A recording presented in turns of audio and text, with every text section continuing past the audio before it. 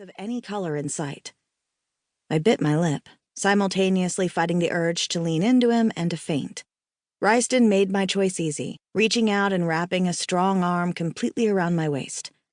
He gripped my hip, claw-tipped fingers biting into the skin just beneath my thick sweater. I let out a low moan and breathed deeply. His scent hit me like a freight train, and I wrapped both my hands in the material of his shirt. Ryston took that as all the invitation he needed. He reached up with his other hand and buried it in my hair, using his hold to guide my head back. My body turned to jello at his touch as the burning inside me grew out of control, seeking some sort of release. He brought his lips to mine, and every thought vanished. I simply couldn't think, couldn't feel anything beyond his lips as they melded to mine. He kissed me with such passion that I was blindsided by lust, consumed by it. Enough so that I didn't think twice when he dropped one arm from my waist to my ass and hoisted me up. I wrapped my legs around him without needing to be told. The hard bulge in his pants rubbed against me, causing a frenzy to set in.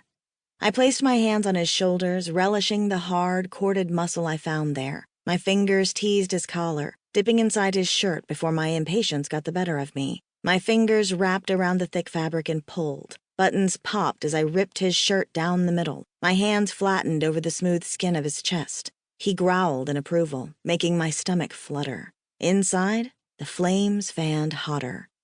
My back touched cool glass, clearing my head just enough to know this wasn't normal. I may be a bit horny more often than I like to admit, but I didn't usually jump someone's bones in 2 seconds flat. I pulled back from our kiss to breathe and ask him what the hell was going on. Ryston used that brief half a second to grind into me, trailing a delicious row of kisses and bites down my neck. My head lolled back, resting against the glass while arching my back to give him better access to everything, because in that moment, nothing else mattered. Only the burning within and between us that kept me in a hazy reality where the only thing that made sense was his skin on mine. What the?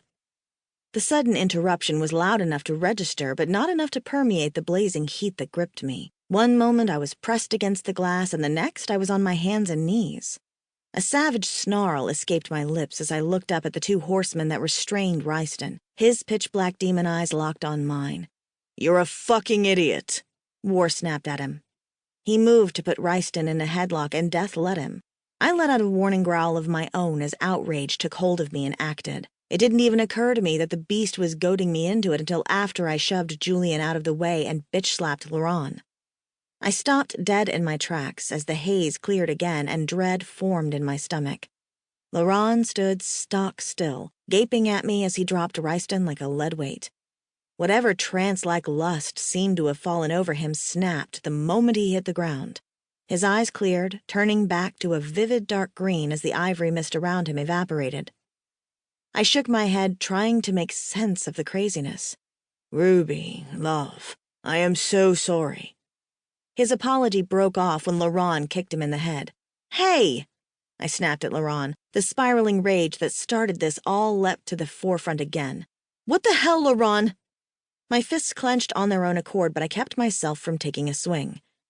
"Ruby," Julian said in a deceptively soft tone, "do you realize your hands are on fire?"